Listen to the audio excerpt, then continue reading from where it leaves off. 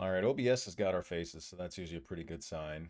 I think things are working. Although my QA agent is Ubering this morning to pick up the child from practice, so I won't know if this is working until it's too late to do anything about it. But good afternoon, Nia. How are you? I'm good. How are you doing, Nate? Fantastic. Although it did finally rain over the weekend, which meant all of my attempts to do interesting cycling fell through because it was pouring rain, and I don't like to ride in the rain. Kind of a wimp thing, but that we needed the rain, so I It can't complain. it's raining on and off here in New Jersey as well. So yeah, I don't mind rain actually. I love rains because in Delhi, where I'm from, it's kind of gets nice weather when it rains. So I'm have found memories of that. See, I almost prefer, I mean, I don't like winter. Let me make that abundantly clear. But I'd rather it snow than rain because I don't get soaking wet when it snows. You just Oh brush yeah, it off that's your coat, whereas rain, you're like, ugh, I don't know. you'll be surprised. I like winters too. Oh, okay. Well, you should come visit me because I've got some serious winter. We have Yeah. the no messing around winter in Minnesota where we get really cold and we get a Oh decent amount of yeah. snow. Not as much as like Colorado, but it definitely snows. I lived in Denmark, so it was always cold. I can live anywhere now.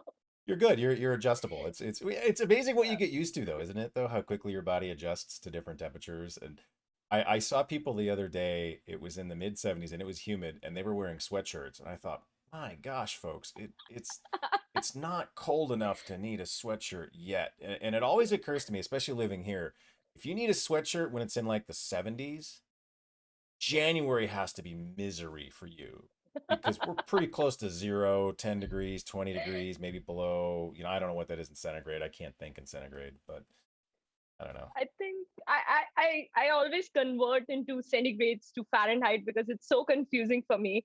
So I just have a range. 70 to 80 is bearable. That means it's close to 25. Yes, yes. Yeah, I've gotten closer. I realize that like single digits bad, tens probably okay, 20's good, 30 ooh hot. That's about all I can do. That's as close as I get. It's But easier in centigrades. It's just simple. Above 30 is bad, always bad. agreed. But see, here's the thing. In Fahrenheit, you have more gradients though, because you've got 65, 68. Whereas in centigrade, it's a pretty big jump each little tick Yeah, up, and you got the halves. Like, don't even get me started on halves. 20.5. Like, what's that? yeah, that's true. So Neha, why don't you give me your origin story? How did you get into this crazy software space and all that kind of fun stuff, and then we'll see what kind of trouble that gets us into. Sure. I mean, so my story, originally, I wasn't supposed to go into computer science. I studied mechanical engineering from Delhi University, so I was always planning to go into mechanical design. So there are softwares in designing or CAD CAM software. So I was more inclined towards that, but I was very thin, like practically very thin.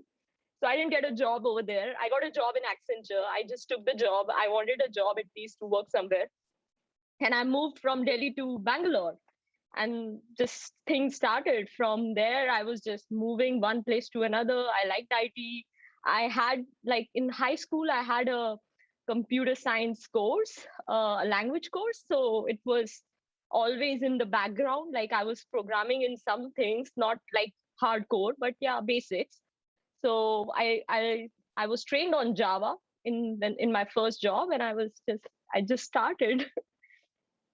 So you started in a real engineering discipline, not this pseudo engineering thing we call software engineering. You had to do like math and proofs and have actual I had rules. m- mechanics, I had engineering designs, tool designs, like with drafters and everything, which I was always scared of.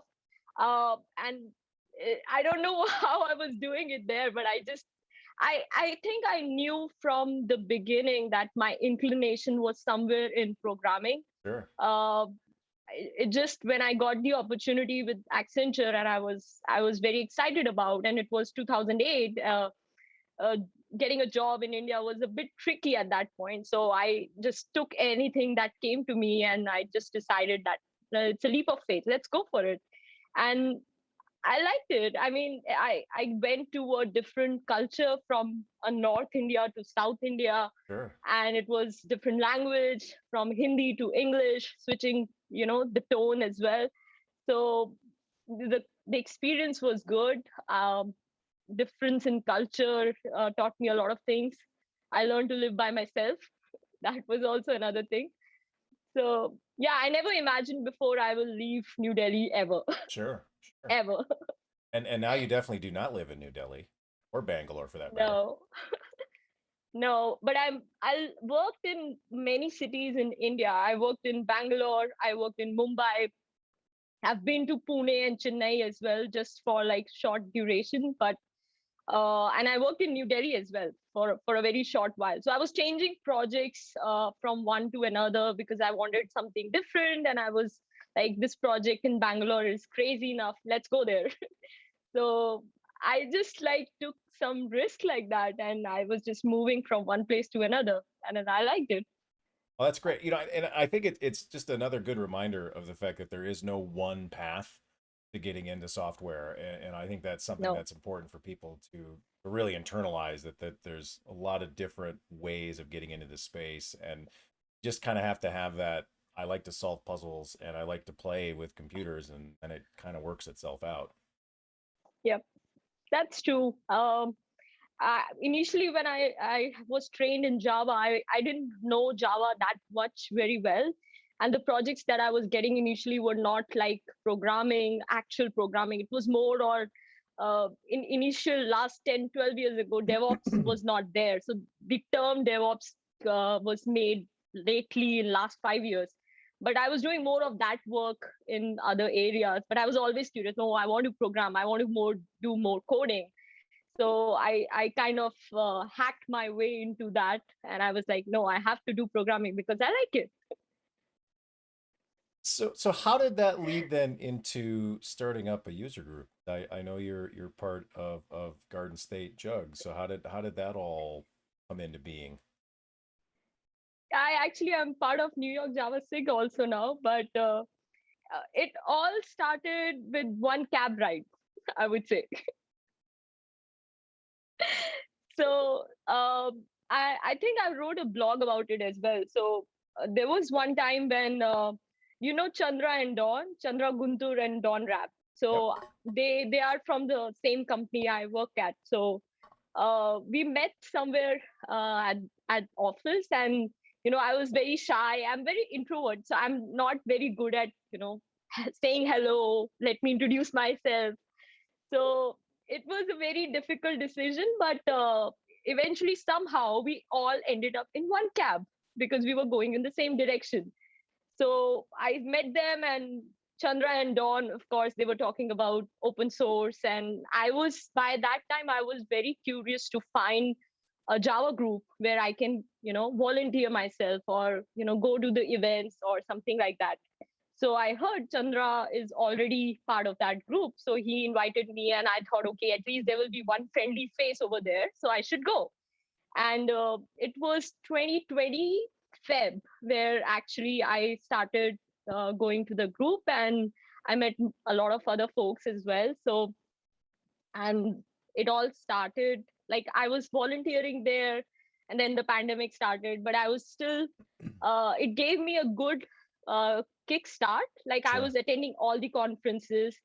I thought, okay, this is a great idea. I don't even have to convince my manager that I have to go to conference. I can still just listen to it. And I was doing everywhere. I joined all the conferences in 2020. I utilized my time, like commute time in that area. So I really liked. And by the end of January this year, Chandra invited me to be part of Garden State JUG. And I was super excited because, yeah, I wanted to do something in that area. And it just so happened like I knew that the guys who are working at Garden State JUG and New York Java SIG, they are like the pros of the industry. They know everything. They have been there for like 25 years since the birth of Java. So I just thought, okay, this is a great opportunity to, learn from them, learn what they are doing and how I can improve myself as well. So that's how it all started. What do you so what do you think's most surprising about being on the sort of organizing side of a user group? I think a lot of us just sort of take it for granted that, well, in the past we'd physically show up. Now we just, I guess, hop on a Zoom call or on a YouTube. But what do you think is the most misunderstood aspect of that from an attendee standpoint? Uh, well, initially I used to think like this is a very difficult stuff. Like as a attendee, when I went to the Java user group, I thought, okay, this is extremely difficult to do. I can't do it myself ever. So it started with that notion, and I think a lot of times it's not visible how we find the presenters, what are the tasks that we are doing on the back end side. Like we have to keep the audience engaged, so Right. we try to do like pick out the topics which matters the most, which are more important in the community, which users can learn from, and participate in conferences, just get involved. I got myself involved into micro profile with Garden State Java user group, so I was their marketing call steward. So uh, we have a lot of things that goes on in the back end, like not everyone is aware of. But it's also important to note that each one of us has the support. So if I'm not able to do things, there is someone who helps me out. Okay, let's help you out, you're not overburdened, like that. So I always found that it's very it's easier that ways, because I don't want to feel like I have a day job, and then at the end of the Right. time I just have to do this as well. So I think that's very important to understand. Well, I think Yep. it's one of the most remarkable things to me about Java that it has always had this sort of community driven feel. I was talking about this a couple weeks ago, but just the fact that we take it for granted now that on almost any day of the week there's a meetup or something similar that you can go to, and it hasn't always been that way. I don't. Maybe they existed, but I don't think there were like COBOL meetups back in the 80s or 90s. Maybe, I don't know. But certainly the Java user group, at least in my experience, was always kind of like the big dog in town of drawing people in, and amazing to me how long some of these have been running and how big some of them are. Bean Jug is another example of that, but it just fascinated me to see how that a part of that community. Yep. It's very interesting. Like the two Java user groups I'm part of, one of them is running from 25 years. Like Yeah, 25 years, I was probably in high school, and one is 20 years. And it's so the ways are set. They have such organized way of doing things that I learned from them to be that organized in life as well. Like sure. plan in advance, think about like 3-4 months ahead, which I don't really do that in person. But it's a learning that I think it's Right. important. Right. Well, that's a good point. I think some folks don't understand that these meetings are planned well in advance, and it's always interesting to me to Yep. see how far in advance sometimes, when I get called in to do some of those, it's kind of crazy. But you have to have that thing set up. You don't want to be sitting there going, "Oh man, we got a meeting in 2 days and we don't have anybody that can come talk." Like that's a problem. Yep. So, yeah, good times, good We times. have, I think, 4 months in advance Sure. at least. Yeah, Yep. that seems pretty typical in my experience. I mean, I've occasionally gotten the panicked phone call, email message, text message from an organizer. That does happen occasionally. But although I still think the Yeah. most remarkable thing was when Venkat decided at one point that he wanted to do, I think it was 50 jugs in a year, and it didn't take him I long to heard fill up his dance card. So he's like phenomenal speaker. I just wonderfully lifelike. admire him to a I had one talk. I attended a talk from him like on type variable var. He spoke for an hour, and I was amazed Yeah, at the content he had, the thought process. I was like, whoa! yeah, I wish I could be like him someday. yeah. Oh, I miss Venkat. It's been too long since I've hung out with him, and he's got a lovely family as well.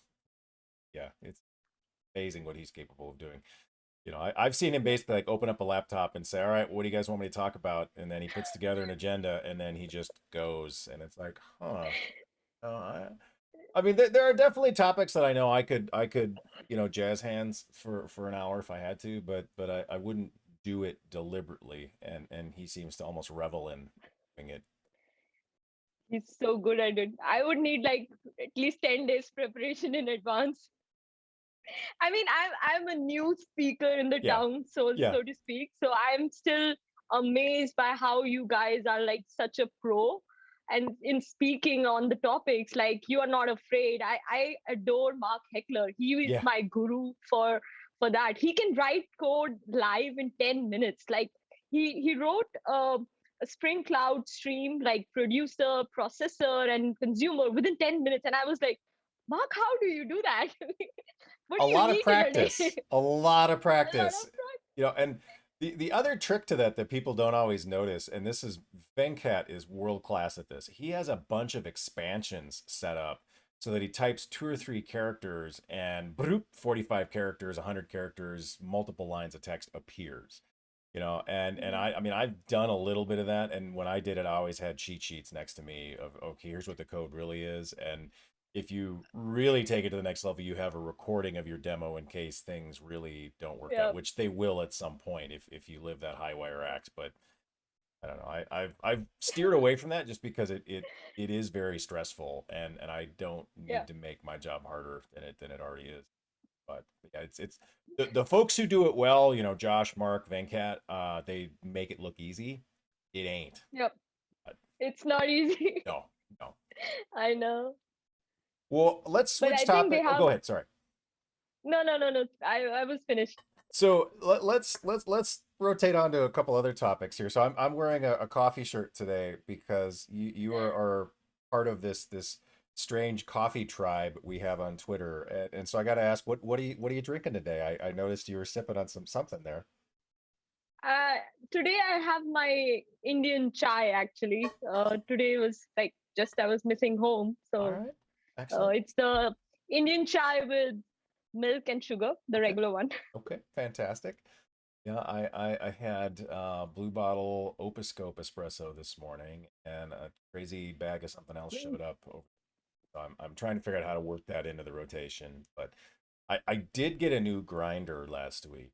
So Alan Holland recommended one, and so my workhorse Breville was clearly getting close to the end of its serviceable life. So it's Nice. time to upgrade, and definitely an upgrade. It has a scale built into it, so when you hit the Okay. little button, it weighs how much grind it's putting into your Uh, portafilter.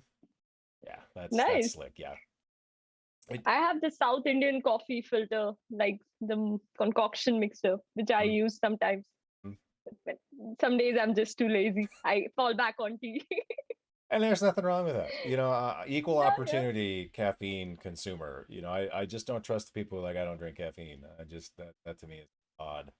I, there was a tweet yesterday from Mark, and he mentioned that he tried a week or so without coffee, and I Ooh, was like, I've tried one day yeah. without coffee or tea, and I couldn't Mm-mm, survive. By the end of the day, mm-mm, I was just drinking coffee like mm-mm. anything. Like that doesn't happen.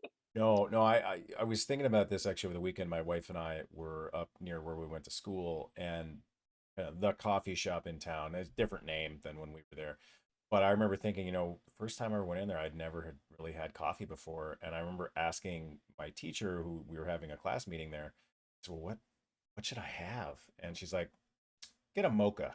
And that was kind of the end of it for me. Then I was part of the tribe at that point.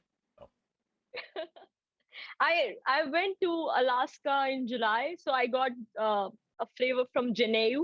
yeah. Uh, that turned out really well actually. It was very good. It's smooth. How Not was we don't expect that from Alaska. No, no, and I'm gonna guess the beans weren't made in Alaska. Probably just I roasted got the there. powdered version, yeah, Okay, okay. How was because Alaska? I don't have the grinder. Oh, that's okay. Alaska was uh well, it was very surprising. So I haven't traveled much in US. I've Okay. I've lived in Europe, so I've traveled almost many places in Europe. But it's been I don't know how they endured winters. No, I'm with you there. I don't understand that at all, to be real honest with you, because I mean I know how challenging winters can be in Minnesota, and ours are not. anywhere near as bad as some of the winters you can get. Although the funny thing to me about our weather is if it's cold in Alaska, then it's usually warm here and vice versa during the winter. So there's some kind of Hmm. weird sort of, and I don't understand the meteorology aspect of that in any way, shape, or form, but that tends to be what happens. If it's bitterly cold in Alaska, then it's actually fairly temperate here and vice versa. I always kind of root for really bad weather in Alaska. Sorry, Alaska. Anyway. but but it was fun. Like we were hunting for Indian restaurants in Alaska, which were like in entire Alaska there were three, and we tried two of them. Oh my gosh. Three. So as a complete aside, Sioux City, South Dakota has phenomenal Indian food. Oh really? It's amazing. I'd have to go back through Oh my wow. notes to figure out the name of the place. But if you are ever in nothing against my neighbors to the west, but if you ever find yourself in Sioux City, South Dakota, it is shockingly good Indian food. And Wow. yeah, good enough that my son said, "Can we order this again?" And I didn't even think he'd eat it because that's a little out of his normal sort of Mediterranean approach to food. And oh yeah, it was phenomenal. He's even since You that been need like, to get used to it. well, he's even been like, can we order that again? And I'm like, they're not going to deliver here, you know. So and it's hard sometimes to find really good Indian food. And Oh yeah. We are lucky we're living in New Jersey. There's a lot of it. right, yeah, you got a lot of options. You got a lot of good stuff in Jersey, to be fair. So good pizza there too, I hear. Yeah, We can definitely. get into a huge debate about who's the best pizza and whether it's the Chicago deep dish versus The New York Chicago versus one. yeah we've that has come up on this show before too. Yeah, it's all about food. Yeah. I shouldn't record at lunchtime. If I did this at some other time of day, I wouldn't be thinking about great food. So there you go. You have to come to New Jersey to try it anytime. 100%. I was there. Not well. I mean, I guess now everything's been a while ago, but yeah, I remember when you're talking about the cab ride. What that made me think about is anytime I tried to cross the river, the cabs or Ubers were very hesitant to want to do that, and they were breaking their own rules around asking, "Are Yeah. you going across the river?" And it's like, well, you're not allowed to ask me that. But no, I'm not. Okay, fine, I'll pick you up. I'm like, okay. Thought you were doing a job here, but I guess not. So yeah, good time. Now it's Uber. You don't have to do any of that anymore. You just type the address and you're there. I don't know how I did things before Uber. I really don't. Or just the whole rideshare Oh, thing to me me, neither. just crazy. The idea of just tapping buttons, like, thank you. That Yeah. works for me. I lived and survived on Uber in when I lived in Mumbai for a couple of months Sure. because Mumbai is like huge, huge place. And I tried taking the local trains, and I don't know how my friends did that because they were like, they sort of knew the way to get into the local trains, even when it's super crowded. You can't even put your foot down. And I could not use that. So I used Uber like crazy. I was Yeah. just like, I can't do this. I cannot take the train. Yeah. I don't know how people handle that commute. I mean, I've done that a couple times coming in from New Jersey into Manhattan. And ooh, Oh, yeah. I don't know how people It do it. reminds me of home. I can't Oh, say. I Yeah, it reminds me of home. so crowded. And Yeah. I just yeah, it was yeah, that was an interesting trip. So, path ride from New Jersey to Manhattan can give you a slight bit of experience of taking a train in New Delhi. Mm-hmm. You can say. Mm-hmm. I'm not comparing anything to local trains in Mumbai, but you can compare that to New Delhi. It's almost the same. Right, right. It's in that ballpark to say the least. So well, let's change of direction again. We were talking in the pre-show a bit about sports, and you are a huge cricket fan. So tell me a bit like how did you get obsessed about cricket that you're willing to wake up at oh dark 30 to watch a test match? What drew you into that sport?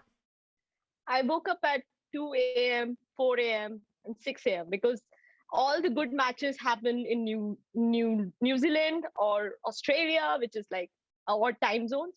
But the obsession of cricket actually grew up because it's all there in India. If you go, it's not just a sport. It's like a spirit of India. It's always connected, and me and my sister, we used to watch it a lot when we were young, and it was a good times, like watching it all together, playing, bursting crackers when India wins, especially against Pakistan. There was some sort of like childhood memories I have from there.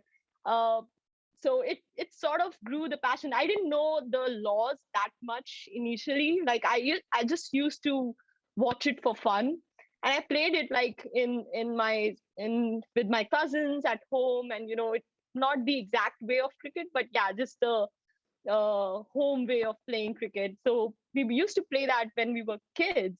So the obsession started there, and we started following the players, and what their trajectory is, and analysis of that was also there.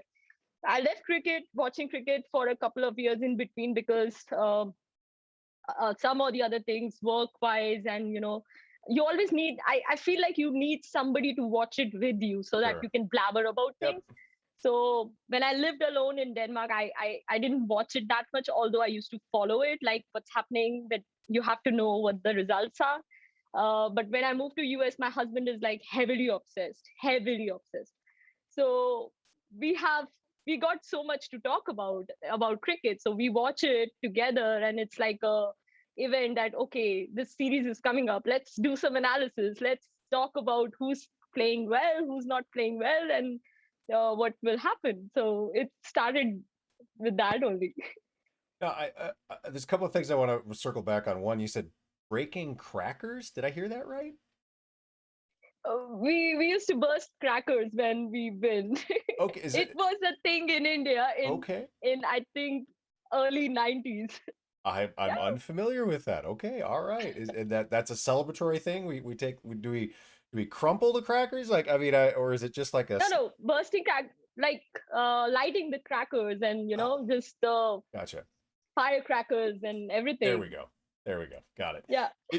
It's always fun to me to see how different phrases exist in different places. I was Oh having yeah. an email exchange with a friend of mine in Oslo, and I said, if you're ever in my neck of the woods, let me know and I'll have you out. And he's like, neck of the woods? And I'm like, I oh, know. yeah, sorry I about it. can. Yeah. It took me so long to understand American slang. Like I still look up at times. It amazed me. Like it's not that obvious, but now like I'm used to it, because I lived in India for lived and worked in four years in India. I lived in Denmark, and then now I'm in US. And the kind of things that you say, it's very different. Like Yep. I'll have my glasses and I'll say glasses here in US. In India, if I'm saying glasses, people will probably stare at me. They'll expect more formal words, spectacles or Oh, specs. sure. So the terms change, and I sometimes I just mix them up, but it's so confusing at times. Well, I'm still learning. it is amazing those things that you grow up with that you just take for granted, and then you don't realize that that's not generally understood. I mean, some of it is very interesting, just regionalisms. My boss Tasha is in Pittsburgh, and one of the phrases you sometimes hear in that area is yins, or essentially y'all or you all. Yins, Oh. yins going out tonight, yins going to the game. And it's I think it's starting to trail off a little bit in terms of its usage, but it is fascinating. Like y'all is a great example. I have Yep. a button next to my desk from a friend of mine, and it says "Bless your heart" because that's another Southernism. And I wish we had y'all up north because it's a great phrase. It works so well, and yet y'all sounds weird if I say it around here. Yeah, it will sound weird if you say it in India or anywhere else Oh, of also. course, of course. And that it is a fun aspect of that. Now, the other thing I wanted to circle back on is you said the laws of cricket, and that's something we were talking about in the pre-show. It's not the rule book, it's the laws. It's so cricket was invented in England, so in 1800. So I think they started calling it laws. So the term is still coined. So right now, also, if they are adding something new, or modifying anything in the book. I don't know if they actually have a book. I think they have a book. So they call it laws of cricket. Sure. That's how they say it. It's very weird, I know.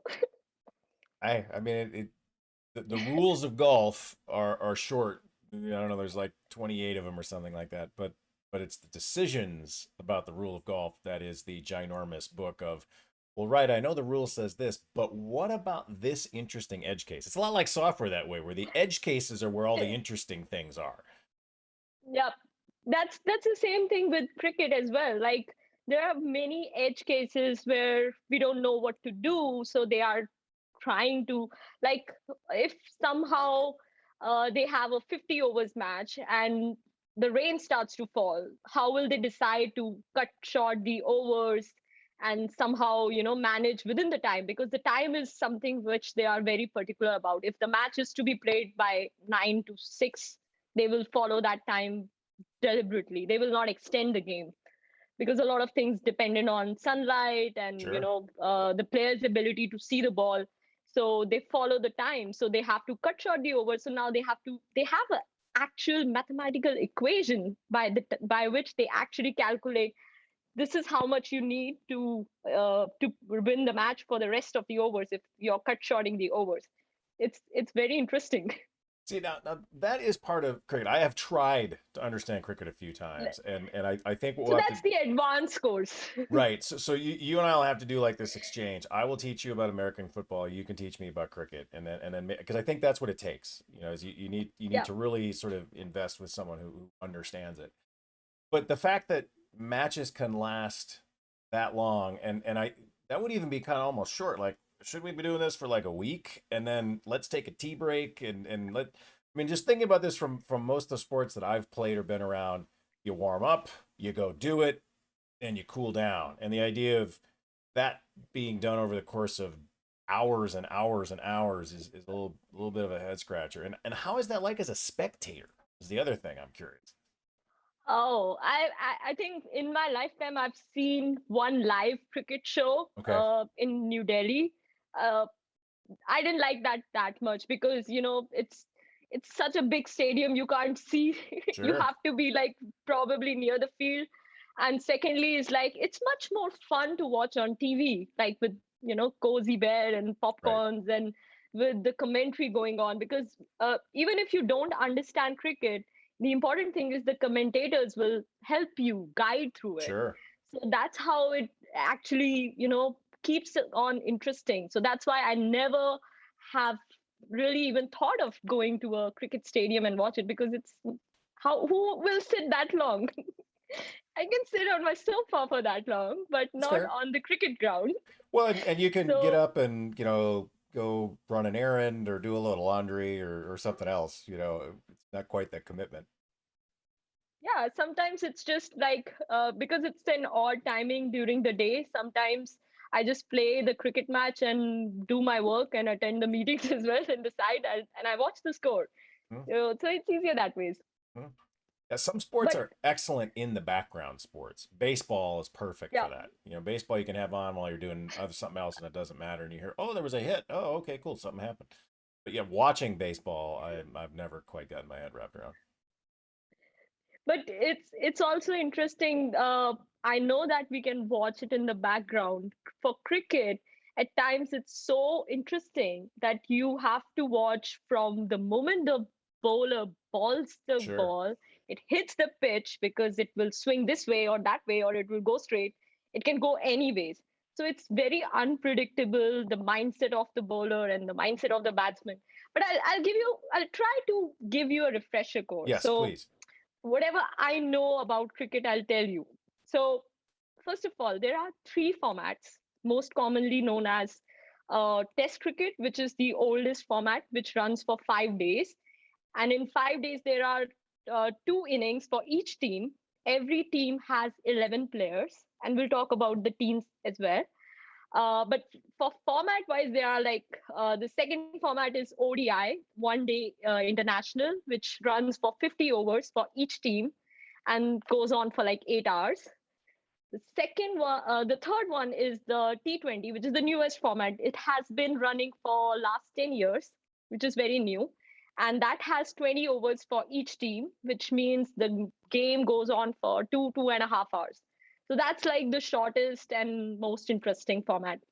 Other than this, most the rules are the same. You have two teams, 11 players each, and in each team there are some players who are like the batters who bat with the bat thing and all, and some players who bowl who are specialists in bowling, and they throw the ball and you swing it in another way. The difference gets in the ball. The ball changes for each format. Really? The Yeah, that's Huh. that's actually the key point, because the turning of the ball is so important. So there's the Duke ball, they call it, or the red ball in Test cricket. That's a different thing. For T20, I think they have the white ball, the same white ball which they play for 50 overs. But for Test cricket, they have an entirely different ball, and because it runs for long. And what happens is the stadium is the same, like you have 22 yards, one each side. There are three wickets standing once there. The idea is to protect your wicket and throw the ball, make maximum runs in every over. So uh, in Test cricket there's no defined number of overs. In 50 matches in ODI there are 50 overs for each, and the other formats are fixed. Sure. Test matches means you have to bowl out the other team. You have to take 10 wickets for both the teams to win the test match, which is very difficult to do. So that's why they have, since it's a longer day, it starts from 9 to 6. They have three breaks always. Uh, I think they take like half an hour, 45 minutes of break Sure. during the day, and it's not very difficult. It requires a lot of strength, but they do have like break substitutes for players, so people can take some time off and they have to go back off the field. They do that. But in 50 matches and T20, they don't really do that because Sure. it's still Shorter. shortest amount. So these laws are the same. So and there are a lot of other things as well, like you have to score certain amount of run, the other team has to cross over, uh, not losing their wickets. So you don't have, the batsman has to protect the wicket when he's batting. He has to shot some runs. So he has an option to hit four across the boundary with a grounded shot, and he can hit over the rope, which is called a six number. So Okay. you get ones and twos and fours. So they have to keep crossing while running it. So that's just the gist of it. I also saw there was a video. I'll share the video actually. That explains the entirety of cricket in one 4-minute video. Nice. I'll share that. That'd be great. Well, the Olympics just wrapped up, and I enjoyed the heck out of watching a lot of these sports that we don't normally get to see. And it was fun for my wife and I to try to like reverse engineer what are the rules of this game and how do you score and what is the point where and like handball to me was the most fascinating aspect of that because it seemed to be a bunch of folks, Hmm. and I don't know how old handball is, at least 100 years I think if I looked it up right, but played in a gym, so like we're indoors, we got a basketball court, we don't want to play basketball, it's too small to really play soccer, but we got some soccer goal kind of things. What if we throw the ball in the goal? Well, that's cool, but we should probably make you throw it from further out because otherwise it'd be too easy. And it's fascinating to me all of these sort of arbitrary. I mean, that's literally what sports are: is these arbitrary Yep. restrictions on an activity, and then we're like, it's fun, and it's really interesting to me to see how these things come into being, and then someone devotes their life to perfecting that. Yep. I mean, I learned about a new sport this Olympic Games, that was javelin, Mm, because we won a gold medal in javelin. So I was she like, did. oh, this is interesting. You have to throw that thing over some distance. Yep. You know? Yeah. Well, so I'm a reformed field athlete. So I threw hammer and shot put growing up, and so the Right. fun thing for me about this particular Olympics is I could go online basically and watch not the two or three throws that they would typically show, and here's the guy who threw the furthest. or here's the American and he's didn't do so great. And I could watch all of them, and it was really, for me at least, and my wife, it was enjoyable to watch all of the qualifying throws and just see how far these athletes can make, in the case of the shot put, a 16-pound ball go, and javelin's that same thing. I mean, I went to college with a pretty good jav thrower, and just a crazy sport, bound, bound, bound, whew, and that thing just flings out there, and you're like, hey, hope it's not too windy today because it can blow off into the. But it requires a lot of physics also, because you have to Yeah, throw at a particular angle. You yep, can't just throw too high angle. It mm-mm, won't reach that far. mm-mm. No, Yep. I really enjoy watching the field events. I mean, obviously, I've kind of got that in my background. And actually, when my wife and I were up at our former university over the weekend, we actually find they finally did put up a nice throwing area for the athletes, and it was really cool to kind of get to see that because we didn't have anything quite that nice when I was there. That's how that works. Once you graduate, then they make the nice stuff. Yeah, but yeah, I enjoy watching that just to see what these folks can do, and it's remarkable to me how many people are devoting so much of their life to something where there's not a whole lot of financial gain to be had there, and to spend 10, Yep. 15, 20 years pouring yourself into that for that one competition. For you got 3 throws to get into the finals, get 3 more, good luck, have a good day Yeah. today. And I just imagine like kind of competition they must have. Like coming on to that Olympic stage is not just like, even if you lose at an Olympics game. Right, That's such a big deal. right. Yep.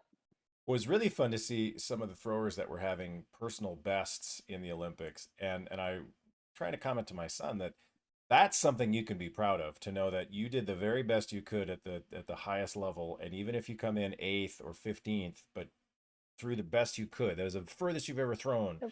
and it happened to be an Olympics. Like that's pretty amazing, and it was just really cool to see some of those. I I mean, I'm a track guy, so watching the running stuff was cool too. To see some of these records just being dropping left and right, and I think it was the women's, was it the 400 hurdles, where these two Americas have been going back and forth basically for the last 2 years. Of, okay, now I have the world record. Okay, now I have the world record. And I believe they both broke the world record in the finals. So that's got to be a bit of a kick in the shins. Hey, I ran my personal best. It was a world record, except for the woman who was in the lane next to me who went, zero point 0.2 seconds faster than I did. But but that's sport, Yeah. right? That's why we watch. Yep. Yeah, it's definitely a good. I miss cricket when it doesn't happen for months. Like Sure. with the pandemic, it was too difficult to pass time and think about the ways to just get out of work and do something else. Right. Uh, so yeah, I like watching it. Yeah, well, I think Premier League actually, soccer should be kicking off here this weekend. I believe will be the opening of actual EPL matches. So, So you have to give me a crash course. How do I start watching that? well, Premier League, the easiest way is I think NBC owns the rights here in the U.S., and so they broadcast that on their various platforms. And what sort of suckered me into it, so to speak, is the fact that it's Saturday and Sunday morning, and so it's an easy thing to turn on and have on in the background. And I started doing it actually when my son was younger, because the beauty of younger kids is they wake up really early and way before mom and dad. Now he's a teenager, so he doesn't wake up until you jab him with a cattle prod. But I could turn it on and not have to worry about him being inundated with dozens and dozens and dozens of commercials, right? So that was part of what kind of drew me Hmm. into it. But it's interesting, and that's another one of those things where the American audience, we haven't really been exposed to that until fairly recently. And I think it's kind of funny that my current favorite show right now is Ted Lasso. I don't know if you've seen any of the Ted Lasso, but I just caught up on season I've 2. seen the commercials. I have to watch it. So good. It is so perfect for this moment in time. It is so genuine. It is so funny, so kind. I mean, it's the tip of the hat to everybody. But that Ted Lasso character was originally the bumper that NBC was using to introduce Americans to soccer. And the fact that they then Hmm. turned that into a amazing show where I think basically every person on it was nominated for an Emmy and the whole thing. I mean, it's just crazy. But absolutely worth your time. I've been trying to get on that soapbox, as much as I can. Yeah. But to me, it's just you start watching and you start to understand more of the intricacies. And I'm sure if I did that with cricket, I could get my head wrapped around it for sure. I obviously You understand should start football with better. T20. Clear, yeah. I don't think I can give you 5 days, but No. I'm sure a shorter duration could happen. But it's I feel the same about rugby. I watched some rugby sevens during the Olympics, and again, trying to reverse engineer. Okay, so why is that they throw it in, but you can lift somebody up, and now they're scrumming, and well, that kind of looks like a scrum, but not really. And wait, that was a penalty, but they get the ball back. I mean, it's fascinating to me to try to, and you're right, the commentators help a lot trying to know, inform those of us who are not lifelong purveyors of the sport. Anyway, Yeah. so have you been doing anything over the course of the last 18 months to kind of new hobbies or anything to kind of maintain your sanity during this time we've been stuck in and now are kind of backtracking on, unfortunately? Well, I try to maintain my sanity by involving myself in a lot of like uh, tech conferences and learning new things technology wise. Other than that, my favorite thing to just take my mind off used to be traveling. Like I traveled like crazy during my late 20s. So I was missing that so much. But I did wrote a blog during the pandemic. I worked on, like I said, on improving myself technology wise. And this year I'm presenting at Spring One actually. I got accepted. So I'm looking forward to it. It's like one of my dreams. Yeah. Yay. Basically I'm cooking. This pandemic I'm learning more and more dishes to cook. So yeah, getting better at it. Nice. But that's another thing you and I should compare notes on because I'm always looking for, well, I should say my wife is always looking for recipes. We get a little stagnant sometimes in meal planning. So, and especially if my kid will eat good Indian food, I am all over that because oh, it's hard to find, at least right around where we live. So, is You there should any come to place? New Jersey. Yeah, I know I'll be back. Believe me, there's no getting around it. I've done a lot of work in that neck of the woods, so I'm quite certain once we're sort of unleashed that'll be back Mm. on the. I think technically my office I was based out of New York for half. I think technically. Um, that's neither here nor there. Is there any place you're really excited to get back to once you feel comfortable traveling, or once we're kind of free to go back on the conference circuit? Well, if I have to, I really want to go back to Denmark Mm, because I lived there for a while. My husband has never been there. So my plan was to just like show him around. Like he shows me around in New Jersey and New York. Like, he knows everything. Yeah, this is the place where I was roaming, hanging out. So I have this feeling that I want to like be that person to him as well. yeah, totally. Yeah. Is And I have a lot of friends in Denmark. So really want to visit that again. nice. Are there any restaurants that you're excited to get back to, or that you've gotten back to recently that you're pretty happy about? Any favorites? What should I be looking for next time I'm in town? Maybe is another way of phrasing it. Well, there's a Michelin star Indian restaurant in New York that's Junoon. I liked it there. The food was really good. So I would definitely Yes, recommend that. please. Although it's a bit on a higher end, but it's worth a while. That's okay. I'm willing to pay for Yep. quality. Yep. So yeah, that I like that place, and there are a few couple of Indian. Well, in New York, it's like anywhere you eat Indian food, it's always good, always good. So I miss going to office in New York because I never had to like cook anything. I just used to eat there, What do you and now have to make sure. so what do you think? I know different companies are kind of having different reactions to getting people back in the office, and a lot of it's kind of being pushed out now with Delta variant and whatnot. But what do you think the future of work looks like for you, or what are you thinking the new normal will be?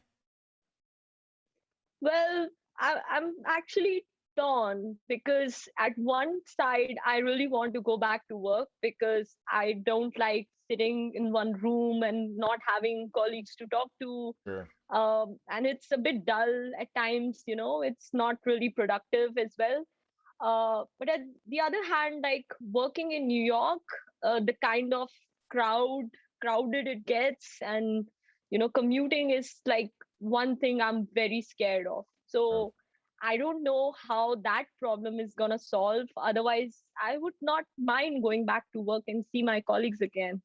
But yeah, I think we all have to take some time to really adjust to this new norm, and we have to be flexible with this because not everyone wants to come back to work Right. like the way we were coming back.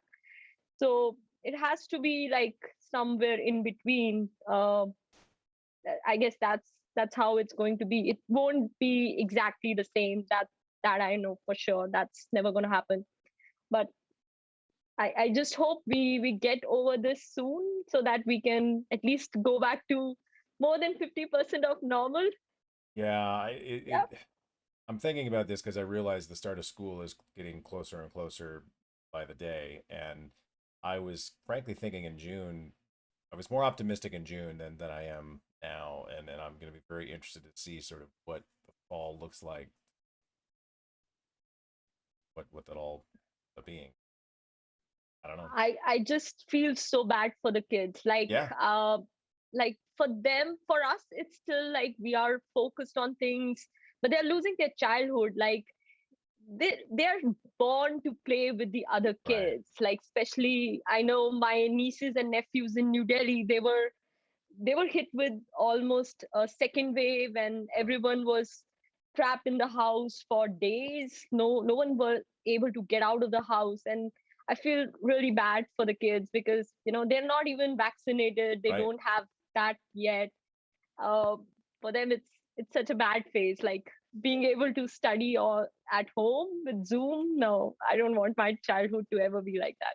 No, and I mean, I could just see it once my son got vaccinated and his friends got vaccinated. The fact that they could start spending some time Mm, together was just see difference for all of them. I, I'm guardedly optimistic that things will be okay in the fall, but I don't know. yeah. I guess we'll see, right? I mean, it's been an unpredictable 18 months. I don't know why. I guess I thought it'd be any different here over the course of the next few months. Yeah. We shall see. Well, let me throw a Well, few. at least one. Yeah. I was gonna say, let me throw a few lightning round questions at you and see where that wraps Oh us my up God. here. Well, these are easy. So favorite meal? What is your go-to comfort meal? Kind of a thing.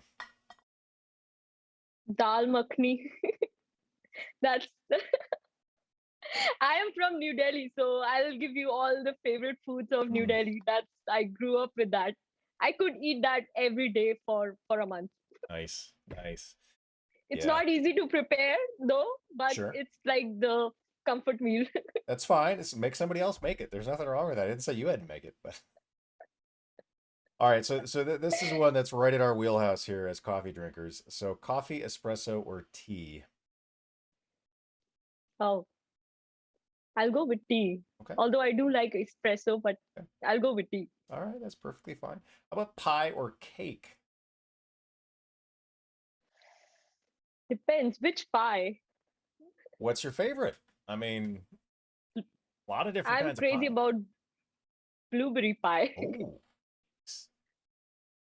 there is some very good pie to be had in the Midwest. So if you ever find yourself in my neck of the woods, I can. I mean, they're not exactly close to where I live, but there's a couple spots I can think of that make shockingly good pies, and not just one or two. They usually have like 58 different flavors, of course, because that's how it works. Wow. Yeah, there's one where I literally think it's all of the bakers are grandmothers. Like that's the rule almost. Like, I'm sorry, you can't be a baker here unless you got grandkids. Those are just the rules. I could be wrong. Yeah. How about oceans or mountains? Mountains. Okay. My son wants to trade lakes for mountains. I don't disagree with him. I would love to have some mountains around, but we don't have. How about food trucks or a Michelin star restaurant? Which would you reach for? Food trucks. Okay, okay. Food Uh, trucks. Yeah. okay, We so have a lot of them in New York. yeah, you do. Yeah, We actually had a golf event in June where they essentially rented food trucks for the lunches both days. It was amazing. It was like good call, whoever came up with that idea. Okay, so Neil sent me a link here in the chat. Stockholm Pie and General Store. I am unfamiliar with that one. That was not one of the two I was thinking of. So I'll have to check that out after we're done here. But yeah, Stockholm Pie and General Store. I was thinking of the Norsky Nook, of which I believe there are two instances between where I live and Chicago. But, and there's another one way up on the North Shore. I'll keep that in mind then. Yeah, yeah. If you're, if I mean, frankly, if you're in Chicago, it's almost worth the drive, but yeah, a little much. How about ebooks or paper books? Paper books. Okay, and you've chosen Even that as if your I had virtual to, background. yeah, I mean, that's my dream, like to build that house and room and with have books and books around me. Even when I have to move from 100 different times in the past, I always carry my paper books. Nice, I'm traditional that way. nice. Nothing wrong with that. All right, Game of Thrones or Lord of the Rings? Oh God, this is tough. Oh, I have to say Lord of the Rings. That's fine. Nothing Yeah, wrong with that. yeah. No. Action, comedy, or drama? Oh, I like drama. Okay, Keeps me engaged somehow. sure, sure. No, I hear. I mean that's why we watch sports. It's for the drama. There's no getting around it. If I have to watch comedy, I'll just watch like stand-up comedy shows and like shows like Friends is Yes, always in my background. Yeah. yes. Oh God, I think we're through season 5 or 6 of watching Friends, trying to show our teenager what should have in his pop culture Yep. background, but kind of hit a wall with him. I don't know what it takes to punch through. Anyway, notes app or a notebook? Yeah, I think I'll go with physical Okay, notebook. I'm sensing a trend here. Are you do you are you more of a night owl or more of a morning person? I'm not a morning person at all. No, I don't trust people that are. It's just odd to me that you can jump out of bed and be perky. Don't talk to me until I've had coffee, please. I Just kidding. know. I need half an hour to just like after getting up, I need half an hour to get up. Yeah, I made the mistake a few weeks ago. I had an early morning presentation for Europe, and I should have just pulled an extra shot of espresso and just had it beforehand. But yeah, it was a little rough for me. I just not firing on all. My wife tried to get me to go to an early morning workout with her last Friday, and I'm just like a hard pass. Gonna get another hour's sleep, thank you. How about cats or dogs? My son and I were actually having this conversation this morning on the way to practice. Well, I would prefer dogs. I like dogs. Yeah. Yeah. I told my Never son, had one, but probably. I mean, they can be great. They're just a lot of work. That's my only problem with dogs. I told my son, I said, if you're ever going to get a dog, make sure you get like an actual dog, not one of these like lap dogs with a cat, except all the annoyances of a I dog, right? It's a cat. It's a cat that you have to walk. It's really what it boils down to. Yep. All right, how about I'll give you one more. How about tabs versus spaces? Where do you weigh in on that extremely silly debate? I think I'll go with spaces. I don't Okay. have preference. Like, yeah, that works for me. I am constantly amazed at the things that developers will get their, hair all up in a bunch over. It's like, does it really matter? Really? It's, we write Java code. It doesn't matter. If I'm writing Python code, I will say tabs. Well, yeah. So, I mean, now that's a debate I'm willing to have. Let's talk about significant white space and whether, why that's an abomination. But beyond that, I think some of these debates we get into are pedantic would be the politest way to put it. But well, anyhow, I could keep chatting with you all day, but I know you've got things to do. I'm sure there's better things to do than hang out with me, and we are past the top of the hour. Oh, So thank you so much for hanging out with me. I appreciate it. I had an amazing time. See, Thank you. I told you this Thanks, would be Nate. easy. See, look, it's no problem, right? And I Yeah. am so excited to have you at Spring One, which is coming up in September. For those of you that aren't aware of that one, I'm excited about that. I wish it was going to be in the Thank real you. world, but I'm delighted you're going to hang out with us there, and I know you'll do great. If you have any questions, feel free to ping me. Um, but yeah, Thank you. I hope our paths cross sometime in the next 6 months. We'll get a cup of coffee, or you can have tea. I'll have espresso or whatever. We could have some pie, and we'll see what kind of Oh, trouble it yeah. gets us into. But next week I have Ryan Baxter joining me, and so I'll have to come up with some interesting questions to throw at Ryan because he is one of these New Hampshireites. So maybe I'll try to get him going on Massachusetts baseball or something. I don't know. Red Sox something. I don't know. Anyway, thanks again, Neha. I really appreciate it, and we will see everybody else next week.